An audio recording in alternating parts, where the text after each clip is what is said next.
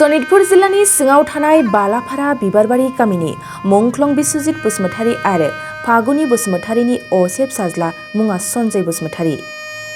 बिफा बिश्वजित बसुमतारीया 6 बोसोर सिगांनो अरुणाचल प्रदेशनि वेस्ट सियां जिल्लानि आलंआव दोनहरदोंमोन।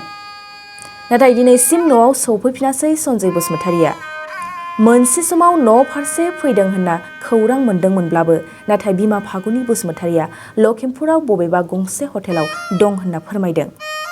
बेनिखायनो सोरबाफोर सन्जय बसुमतारीखौ नुसनोब्ला नैबे मबाइल नाम्बार 8811991738 आव थोंजों न'खरसिम खौरां हरनो आंगो बिमाया रायजो राजाफोरखौ खावलायदों। 2023-24 सोलोंथाइ बोसोरनि थाखाय क'क्राझारनि दतमायाव थानाय सेन्ट फ्रान्सिस जेभियार एइचएस स्कुला नोंथांमोननो लानानै फैदों गोदान मुं थिसननाय। दतमानि बोरसिजरा गामियाव थानाय सेन्ट फ्रान्सिस जेभियार एइचएस स्कुलाव दायो आर्ट्स स्ट्रीमाव 11 थाखोनि थाखाय गोदान मुं थिसननाया सोलिगासिनो। बोसोरै फरायसाफोरा मोजां जौखोन्दो लानानै उथ्रिसारनो हानाय बायदिनो बे फरायसालियाव नोंथाङाबो गुनगोनां सोलोंथाइखौ लानो हागोन।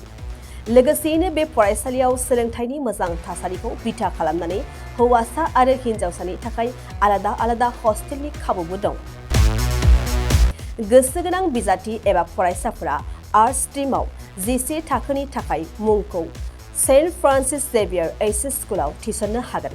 मुं थिसननायनि बागै आबुं बाथ्राखौ मिन्थिनोब्ला नैबे मबाइल नाम्बार 7637819350 एबा 6900559217 आव थोंजों सुलाद लानो हागोन। थामहिनबा सेन्ट फ्रान्सिस जेभियार एइचएस स्कुलाव थांनानैबो नोंथाङा सुलाद लाहैनो हागोन।